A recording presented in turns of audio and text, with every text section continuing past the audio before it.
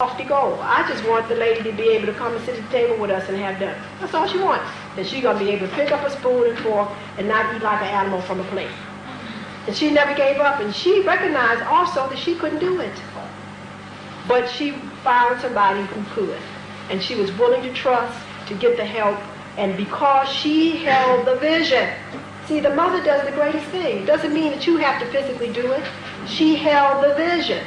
And because she held the vision, it is a magnetic pull. It is a vector that pulls energy, people, circumstances to make the reality come forth. The reality came forth. Not only was she able to sit at the table, but help a whole bunch of other folks sit at the table, write, whatever else, etc. This is the power of the feminine, and you have to learn how to reclaim that. But you have to accept what you have. The uterus is not a curse. It is a gift. It is a great gateway. So you have to begin to cherish what you have, extol it, create a culture around it, so that men alike will also value it and be able to understand where you begin and where you end. I was listening to a master teacher yesterday, and I had a gentleman that came to me, and he's in court now with his wife, and they're battling over the 6-year-old son. And so he feels that the boy should be with him. The mother says the boy should be with her. And I told him that they both were right. The matter was timing. Because at 6 years old, for an African child that is mature and grown physiologically at 14, this boy should be ending and being weaned away from the mother and the feminine, and should be actually going through rites of passage, so that by 7.5 or 8, he should really be under the dominion of his male self through his father. And so I said, but now you are, asking for this child, but are you prepared to really take the child on? The father had no nutritional skills. He had no understanding literally of what is going to be really asked of him when he gets this child at 8 years old. What is the new directive that he's going to download? What is the standard? What does the family stand for? What are you going to be bringing him for, etc.? This is just a whole bunch of emotional stuff about who is in control. Okay, and I'm like, the mama definitely doesn't need to really be, petitioning for custody, because, as I said, in a year and a half, that child should basically be moved on to his male self, so that he can basically wind up being in society what we need. Somebody that can sustain and defend what the woman brings forth. So I'm saying that you got to look at all of your issues and get real clear about this, etc. Okay, men, are you able to take care of the children from the point that you should be able to, especially the male children? Women, why are you basically having issues with not relinquishing the children, the male children, to the father? Okay, because you can't make males. We've seen that as a real big problem. We have too many males around that are totally incompetent of being companions to competent women. Okay, but there's a process that they have to go through. I don't understand what it is, and it's not my place, because I'm trying to hold the feminine over here, that they have to go through, and I know I can't do it. So I'm just saying that, in the Imhotep school, the first tier of the pyramid of Imhotep is a square. What does that represent? Because it actually occupies certain dimensions, or should I say directions on the planet, the east, the west, the north, and south, or the cardinal relationships. What are those attributes? What are you being asked to build? The second level, what does that represent? Because in sending the children to this school, this should be clearly defined so that you can understand at what phase these concepts and things that this child is building in his or herself are receiving. Thank you.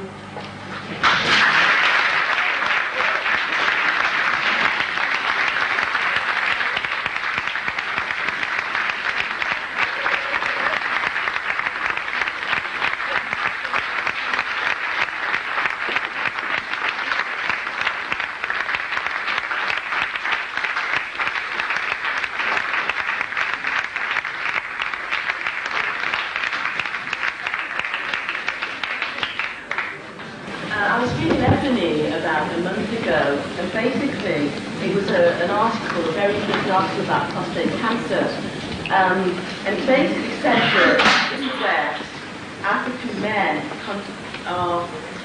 the percentage of African men who contract prostate cancer is more than that of any other men in the world. I just want to know what you think about this and where it comes from and why. And I wanted you to be able to say what advice you give to every African man here today. So this is what I call lifestyle support, which I said I don't call psychotherapy because I agree with Dr. Brown here that disease originates in intellectual processes.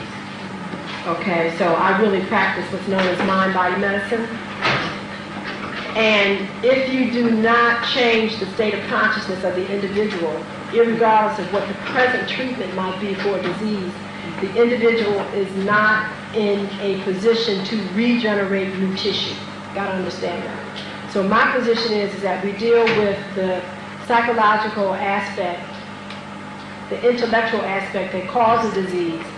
We then decide whatever treatment we want to use on the physical level so that after the healing at stage 1, you can then initiate the stem cells in the body to regrow that tissue back. See, that is bringing a person full 360 degrees, and that is what the true healers in Kemetic times used to do. Okay? Now, prostate disease then, by definition, is the inability of the male to integrate the male and female aspects of himself as he knows himself as a male. Now, why do I say female and male aspects? Because the prostate gland is a vestigial uterus. So you have to understand it's a vestigial uterus. So that, by definition, says that this is a feminine issue in a male that is under siege. So when we are able to help a male understand that he has that dual anatomy, and to come to grips with it, and to decide how he chooses to channel that energy, then the prostate no longer becomes a problem. But as long as men want to talk about the fact that being male is one thing that really does not have any relationship to becoming female, which is obviously a male that has a mother, could not even form his lips to say that was true, but they still do it, okay, is going to have problems. This is the goal for all of us. This is part of what you're going to be mutating to become androgynous. And that is what marriage is the highest initiation to start the primordial activation of androgyny. So therefore, when men or women, because it's no different than uterine cancer, and black women have real issues in accepting their femininity and the nurturing aspect of that, which is what the uterus does. The uterus is the big cradle of civilization. You have to sit in there as a soul for 9 months to get a body. And then once you are born, that uterus still gives you the knowledge and capacity to sustain that you created, which the African woman has problems with, because her big stuck point is a job. She's so busy with a job, she can't nurture anything. And we have to deal with that. Where we live has no flowers. Everything is twisted to the side, turned inside out, dilapidated. It's not because we're not creative. It's not because we're not exposed to beauty. You got a job. And your job keeps you from expressing yourself because it's something that you don't like. You're doing it for money, and by the time you live that life for 8 to 10 hours a day, you have no energy to beautify where you stay. I mean, it's real clear what the situation is, because we do not believe that doing what we love doing, we can make as much money or more. It's a lack of believing in self. And so when you don't believe in self and you don't believe in nurturing what you create, then the organs that personify that attribute atrophy. It's real clear. So I'm saying here that not until we can have therapists, and it's interesting. That was one of my most frustrating rotations in medicine, is when I had to go through urology. So here I am sticking all these different things down male penises to get them ready to go for cystoscopies, to look at the prostate, all this stuff. I mean, it was just like bizarre to me. I was like, they have to carry this thing around. I was like, carrying a penis around. What do I know about that? Nothing.